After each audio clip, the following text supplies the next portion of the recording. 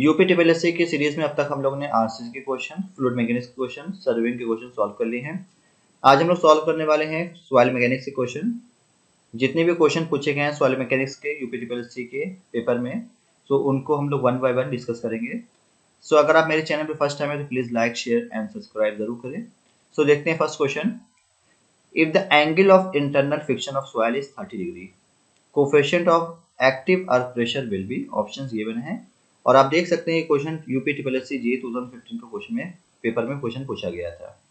So coefficient of active earth pressure that is K equal to होता है 1 minus sine five upon 1 plus sine five.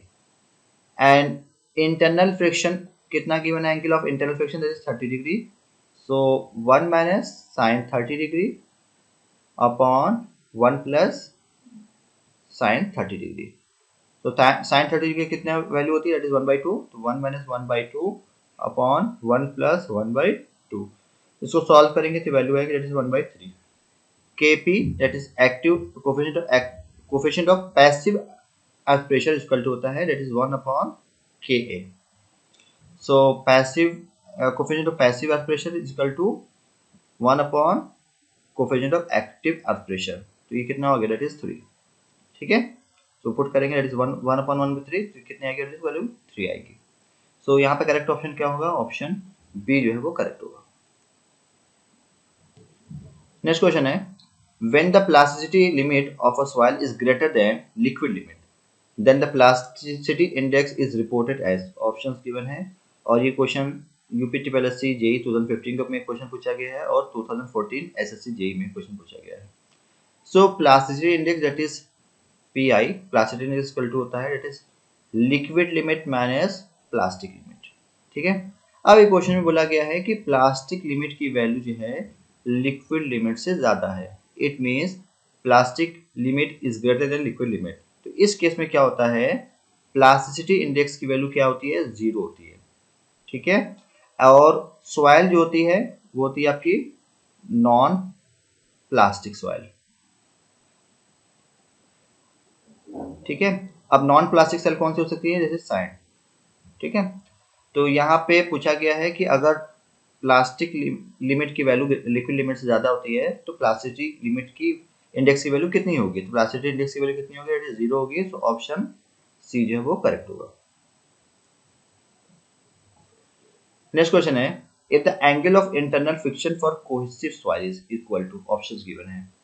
सो याद रखिएगा, cohesive soil के लिए angle of internal friction कितना होता है, that is phi equal to होता है दैट इज 0 डिग्री। तो यहाँ पे करेक्ट ऑप्शन क्या होगा, ऑप्शन ए जो है वो करेक्ट होगा। नेक्स्ट क्वेश्चन है, plasticity index of a soil is equal to, options given है UPTPLSC JE 2014 15 and UPPCL JE 2014 में क्वेश्चन पूछा गया है। सो ऑलरेडी हम लोग पीछे क्वेश्चन में डिस्कस कर चुके हैं कि plasticity index is equal to होता है that is liquid limit minus plastic limit. ठीक है, तो यहाँ पे करेक्ट ऑप्शन क्या होगा, ऑप्शन ए जो है वो करेक्ट होगा। नेक्स्ट क्वेश्चन है, coefficient of uniformity is, options given है यूपीटीपीएलएससी जेईई 2015 का क्वेश्चन है। सो कोफिशिएंट ऑफ यूनिफॉर्मिटी को रिप्रेजेंट करते हैं दैट इज CU से, तो CU इक्वल टू होता है it is D60 upon D10 का रेशियो होता है। एंड कोफिशिएंट ऑफ कर्वेचर कितना होता है, that is CC equal to होता है D30 square upon D60 multiplied by D10। ठीक है, और याद रखिएगा CC की वैल्यू, CU की वैल्यू अगर ग्रेटर देन 4 है तो ये इसके लिए होती है that is well graded sand की कंडीशन में होती है। एंड CU की वैल्यू ग्रेटर देन 6 है तो ये किसकी कंडीशन में होगा, it is well graded gravel. ठीक है, सो यहाँ पे CU पूछा गया है, CU कितना है, दैट D60 अपॉन D10 का रेशियो होता है। सो यहाँ पे करेक्ट ऑप्शन क्या होगा, दैट इज ऑप्शन ए जो है वो क्या होगा, करेक्ट होगा।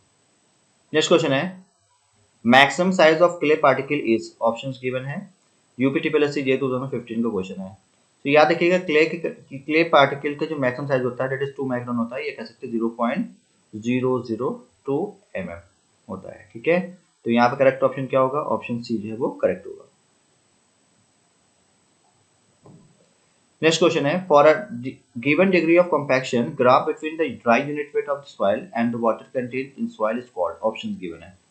सो याद रखिएगा, जो ग्राफ ड्रॉ किया जाता है ड्राई यूनिट वेट और वाटर कंटेंट के बीच में, ठीक है। सो ये जो ग्राफ होता है, ठीक है, तो इस ग्राफ को बोला जाता है मॉइस्चर डेंसिटी ग्राफ, क्योंकि कंप्रेशन ग्राफ होता नहीं है, वॉइड रेशियो ग्राफ होता नहीं, पोरोसिटी होता नहीं, तो करेक्ट ऑप्शन क्या होगा, ऑप्शन बी जो है वो करेक्ट होगा। नेक्स्ट क्वेश्चन है, अ soil has 30% air voids, it has a porosity of 0.4, the air content of that soil shall be, options given है। सो यहाँ पे एयर वॉइड्स कितना गिवन है, दैट इज 30%, तो 0.3 हो गया। पोरोसिटी कितना गिवन है, दैट इज 0.4 है, और क्या फाइंड करना है, air content that is AC जो है फाइंड करना है। तो Na इक्वल टू होता है that is N into AC, तो 0.3 is equal to 0.4 multiplied by AC, तो AC की वैल्यू कितनी आ जाएगी, that is 0.3 upon 0.4 that is 0.75, तो एयर कंटेंट कितना है, that is 0.75, so option A जो है वो करेक्ट होगा। नेक्स्ट क्वेश्चन है, which of the following soil has the finest grains, options given है। यूपीटीपीएससी जे 2015 का क्वेश्चन है। तो याद रखिएगा कि अगर particle size greater than 300 mm से ज़्यादा होती है तो ये होता है आपका बोल्डर होता है, ठीक है। एंड 300 mm से लेकर 80 mm तक अगर पार्टिकल साइज है तो किसके रेंज में आता है, ये आता है कोबल्स के केस में आता है। 80 mm से लेकर 4.75 mm तक का अगर पार्टिकल साइज है तो ये किस में आता है, ग्रेवल के केस में आता है, ठीक है। 4.75 mm से लेकर 2 mm तक जो पार्टिकल साइज है तो क्या होते हैं वो कोर्स सैंड होते हैं, कोर्स सैंड। 2 mm से लेकर 0.4 to 5 mm के बीच में अगर है तो ये मीडियम सैंड के केस में आएगा।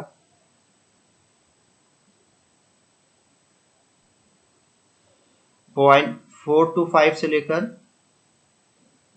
75 माइक्रोन तक रहा है तो ये किस रेंज में आएगा, दैट इज फाइन सैंड के केस में आएगा। 75 माइक्रोन से लेकर 2 माइक्रोन के बीच का है तो किसके केस में आएगा, ये आएगा सिल्ट के केस होगा। और less than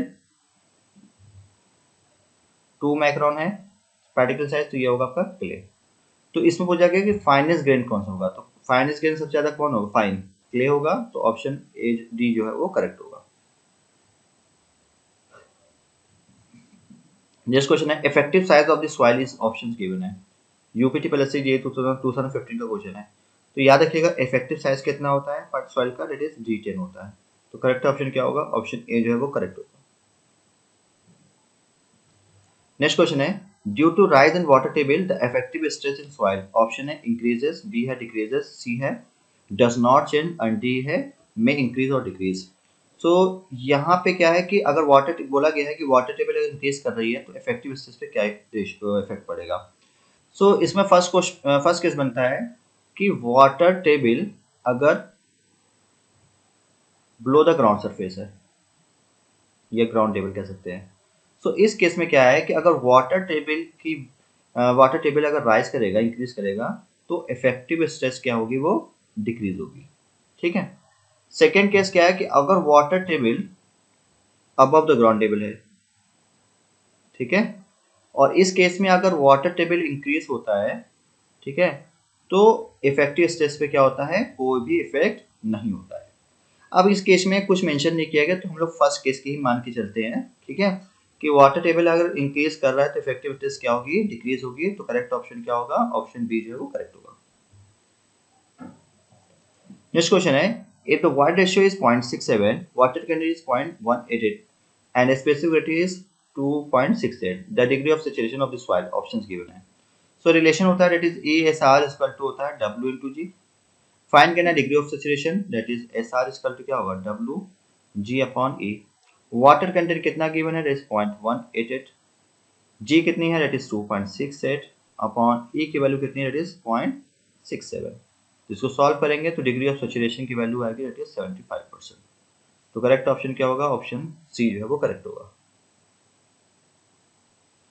thank you, hope ये वीडियो अच्छी लगे तो please like share and subscribe जरूर करें और आने वाली नेक्स्ट सीरीज को जरूर देखें। Thank you so much.